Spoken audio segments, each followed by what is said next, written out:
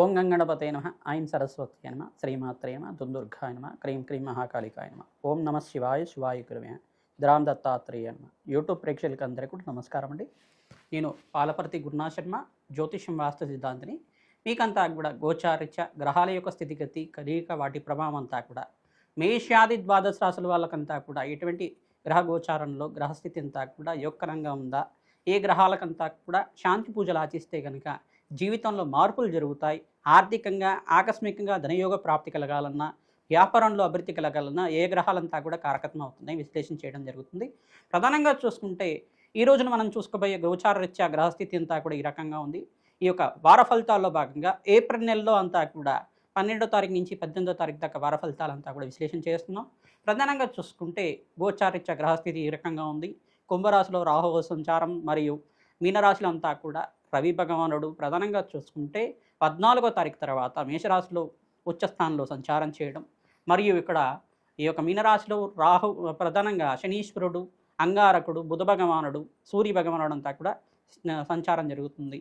శుక్రుడంతా కూడా ఈ యొక్క వార మధ్యలో అంతా కూడా చూసుకుంటే 13వ తారీఖు తర్వాత ఈ యొక్క వృషభ రాశిలో సంచారం చేయడం జరుగుతుంది. ప్రధానంగా చూసుకుంటే ఈ గ్రహస్థితి ఈ రకంగా ఉంది. బృహస్పతి అంతా కూడా మిథున రాశిలో సంచారం చేయడం, మరియు ఈ యొక్క కేతు యొక్క సంచారం అంతా కూడా సింహరాశిలో సంచారం జరుగుతుంది. కాలసర్పదోషంలో ఈ యొక్క గ్రహస్థితి అంతా కూడా కాలసర్ప స్తంభంలో అంతా కూడా ఉంది. ప్రధానంగా చూసుకుంటే కొన్ని రాశుల వాళ్ళకంతా కూడా అదృష్టయోగం కలిసి రావడం కానీ, కొన్ని రాశుల వాళ్ళకంతా కూడా మిశ్రమైన ఫలితాలు రావడం కానీ జరుగుతూ ఉంటాయి. ప్రధానంగా గోచారిత్య గ్రహస్థితి ఏం చెప్తుందంటే కర్మయోగాన్ని అంతా కూడా చెప్తుంది. కర్మ ఫలితాన్నంతా కూడా అనుభవించే విధంగా, కర్మదోషాన్ని నివారణ చేసే విధంగా గ్రహదేవతలంతా కూడా ఈ యొక్క దోషాన్నంతా కూడా పరిష్కారం చేసే విధంగా ఉంటారన్నమాట.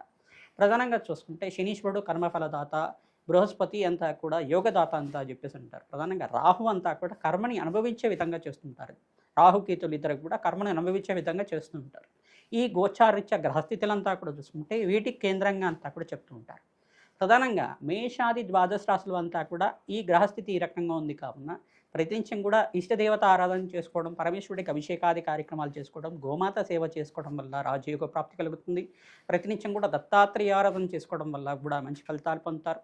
దత్తాత్రేయాయ స్మరణ మాత్రైన సంతుష్టాయ నమః నామాన్నంతా కూడా జపాన్ని ఆచరించడం వల్ల మంచి ఫలితాలు పొందుతారు. ప్రధానంగా చూసుకుంటే సకల గ్రహ దోష నివారణ అవడానికి ఆస్కారం ఉంటుంది. ప్రతినిత్యం కూడా అమ్మవారి ఆరాధన, దేవీ భాగవతాన్ని పారాయణం చేసుకోండి. ఖడ్గమల స్తోత్రాన్ని ప్రతినిత్యం కూడా చదవడం కానీ చేయడం కానీ చేయండి. ప్రతినిత్యం కూడా కనకదార స్తోత్రాన్ని 3 సార్లు చదువుకోవడం వల్ల ఆర్థికంగా స్థితిగతులు పెరగడానికి ఆస్కారం ఉంటుంది. ప్రతినిత్యం కూడా మేము చెప్పే పరిష్కారాలంతా కూడా ఈ గ్రహాల యొక్క దోషం ఈ కారకత్వంగా ఉంది కావున దీనికి పూజ చేసుకుంటే మంచి ఫలితాలు పొందుతారని చెప్తుంటాం. తద్వారా మీరంతా కూడా శీఘ్ర ఫలితాలు పొందడానికి ఆస్కారం ఉంటుంది. అదృష్ట యోగము, ఆకస్మికంగా ధనయోగం, ధనప్రాప్తి రావాలన్నా, రాజయోగ ప్రాప్తి రావాలన్నా గ్రహదేవతల అనుగ్రహం కావాలి. తద్వారా నవగ్రహ ఆరాధన చేయడం వల్ల సకల గ్రహదోష నివారణ అవుతుంది. తద్వారా ఏ రాశి వాళ్ళకి అత్యంత యోగకరంగా ఉన్నాయి విశ్లేషణ చేయడం జరుగుతుంది. శ్రీమాత్రే నమః. ధనుస్సు రాశి జాతకులకి ఏప్రిల్ నెల వార ఫలితాల్లో భాగంగా 12వ తారీఖు నుంచి 18వ తారీఖు దాకా గ్రహస్థితి ఏ రకంగా ఉంది, గ్రహాలంతా కూడా యోగకరంగా ఉన్నాయా, ఏ గ్రహాల యొక్క దోషం అంతా కూడా ప్రబలంగా కనబడుతుంది అనేది తెలుసుకోవడం జరుగుతుంది. ప్రధానంగా దశమ దృష్టితోటి శనీశ్వరుడు అంతా కూడా రాశిని చూస్తున్నారు, ధనుసు రాశిని చూస్తున్నారు కావున స్వల్పంగా దోషకారిగా ఉన్నారు. శని భగవానుడు అంతా కూడా కర్మఫలదాత కావున కర్మదోష నివారణార్థం తైలాభిషేకం చేయించడం, ప్రధానంగా తిలలు దానం చేసుకోవడం, వస్త్ర సమర్పణం చేసుకోవడం వల్ల మంచి ఫలితాలు పొందడానికి ఆస్కారం ఉంటుంది. ప్రధానంగా ద్రాక్షని నివేదన చేయడం వల్ల, నల్ల ద్రాక్షనంతా కూడా గ్రేప్స్ అంటారు కదా, నల్ల ద్రాక్షనంతా కూడా భగవంతుడికి నివేదన చేయడం వల్ల ఈ యొక్క శనీశ్వర దోష నివారణ అవుతుంది. తద్వారా మంచి ఫలితాలు పొందడానికి ఆస్కారం ఉంటుంది. అప్పుల బాధ నుంచి బయటపడడానికి ప్రతినిత్యం కూడా కూష్మాండ దానం చేయడం మరియు కందిపప్పు దానం చేయడం వల్ల లాభాలు గణించడానికి ఆస్కారం ఉంటుంది. ధనాదాయం పెరుగుతుంది. పంచమాధిపతి యోగకరంగా మారినప్పుడు మీకంతా కూడా మంచి ఫలితాలు పొందడానికి ఆస్కారం ఉంటుంది. సూర్య భగవానుడు పంచమ స్థానంలో సంచారం చేసినప్పుడు 15వ తారీఖు తర్వాత నుంచి ఉచ్చస్థానంలో సంచారం చేస్తారు.